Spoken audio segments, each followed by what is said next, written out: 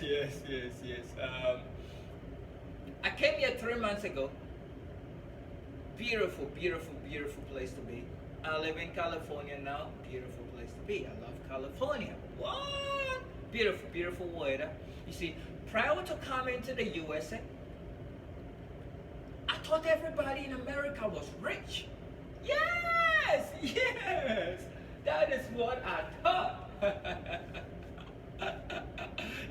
Because I grew up in a village where we don't have electricity, right? So the king of the village has a generator, and once in a month he invites all the young men in the village to come to his palace to watch television, and that's where you also get opportunity to counsel us and give us some advices and stuff like that, right?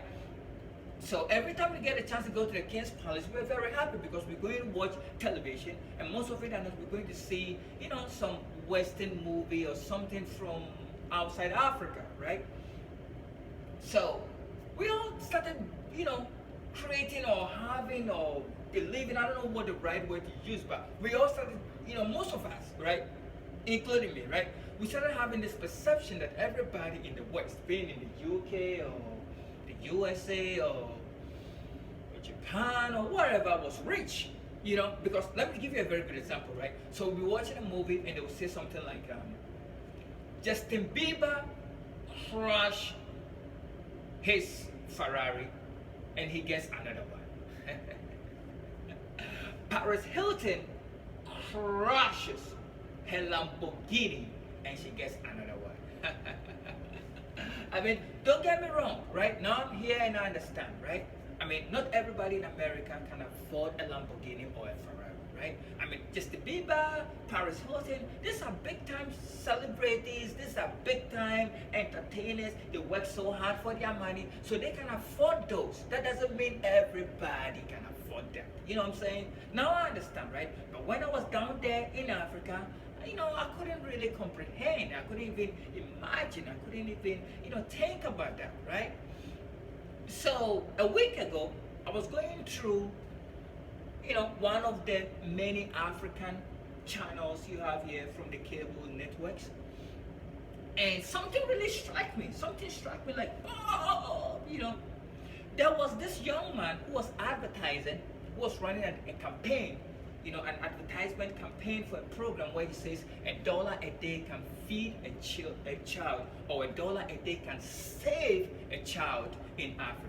It makes sense, right? But what I have issue with is like the children which were being used for the advertisement, they look so depressed. The children look so malnourished. Like they have all these kind of flies in their face. They look very, very, very malnourished. It looks like the kid very depressed. The kids are going to die tomorrow or something. That's how it kind of looks like, right? So I was like, whoa, if I wasn't from Africa, I may have this perception, or to be easy for me to assume, that most African or almost entirely African kids are starving or something like that. I'm not trying to make a generalization over here, but the bottom line is, I just want you all to understand that not Africa, there may be some places in Africa where maybe children are starving, but it's not that bad. It's a big continent. It's not all over the place where kids are really, starving and they have, flies on their faces, right? So to qualify this conversation I'm trying to, to talk about today, to qualify the point I'm trying to make right now is just this morning, yes, just 10 hours ago, right? This morning, right? I got a chance for the first time to use the library. Right? Simply because for the 3 months I've been here, I don't own a computer, I don't have a computer, I don't have a laptop, so I couldn't check my emails, right? So by this morning, I got my library card.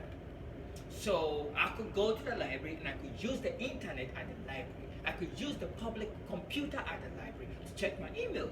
And I was so happy because I was so eager to see who was writing me for the past 3 months I've been gone. I wanted to cross-check with my family and check with my family, like, touch base with my family, right? And friends, right? So I went to the library very happy, opened my email for the first time in 3 months, and there's this young man who has written to me 6 times, right?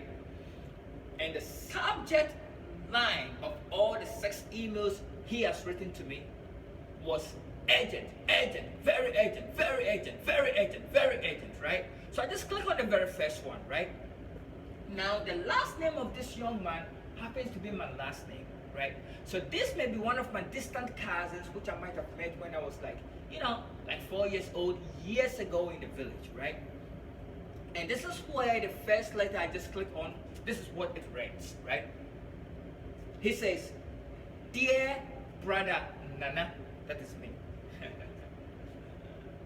"Ever since I heard you've made it to the USA, I've been praying for you. The whole family has been praying for you. The entire village has been praying for you. But I don't understand why you are so greedy. All I've been asking you is to buy me just one Toyota Corolla. And you don't want to do that.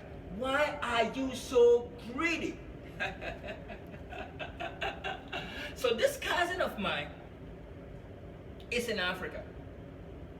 Somewhere in the village somewhere, right? And he thought me being here for the past 3 months, I have the money to use my own money to buy him just one Toyota Corolla and ship it to him in Africa.